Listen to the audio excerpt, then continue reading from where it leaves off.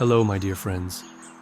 Let's take a moment to settle in, breathe deeply, and allow your mind to find stillness as we explore together the timeless wisdom that has guided seekers for over 25 centuries. Have you ever wondered why, despite having everything you thought you wanted, you still feel something is missing? Why does happiness seem to slip through your fingers like sand, no matter how tightly you try to hold on to it? Today, we'll discover the profound answer the Buddha found under the Bodhi tree, and how it can transform your understanding of life itself. I want to share with you the Four Noble Truths, not as ancient philosophy locked away in dusty texts, but as living wisdom that speaks directly to your modern heart. These truths are like a gentle physician's diagnosis and prescription for the human condition, offering both understanding and healing. Imagine you're visiting a doctor because something feels wrong, though you can't quite name it. The Buddha, in his infinite compassion, begins with the first noble truth, the acknowledgement that suffering exists. In Bali we call this dukkha.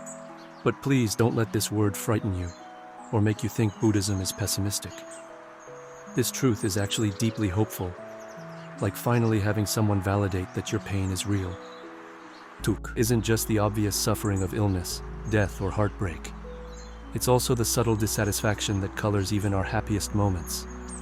It's the anxiety that creeps in during a perfect vacation, wondering when it will end. It's the restlessness you feel, even when everything in your life appears to be going well. It's the way nothing ever quite matches the picture we painted in our minds. Think of your favorite meal. Even as you enjoy each bite, isn't there a tiny voice aware that the pleasure is fading with each moment? This isn't meant to make you sad, dear friends, but to help you recognize a truth you've always known, but perhaps never named. Now comes the second noble truth, samudaya, which reveals the root cause of suffering, craving or tanha, this endless thirst for things to be different than they are. We thirst for pleasant experiences to continue forever, for unpleasant experiences to stop immediately, and for experiences we've never had to finally arrive. Picture a person drinking salt water to quench their thirst. The more they drink, the thirstier they become. This is how craving works. We think the next promotion, the next relationship, the next purchase will finally satisfy us. But each achievement only reveals new desires. We're caught in an endless cycle, always reaching for the next thing to complete us. This craving isn't just about material things. We crave approval. We crave certainty. We crave control over outcomes we cannot control. We even crave for our meditation to be perfect, for our spiritual practice to make us feel special. Can you see how this very desire for enlightenment can become another form of thirst? But here's where the light begins to dawn. The third noble truth, Nirodha, whispers the most beautiful promise, the cessation of suffering. This doesn't mean we become emotionless stones or that life becomes bland. Rather, we discover a peace that doesn't depend on circumstances, a joy that isn't threatened by change.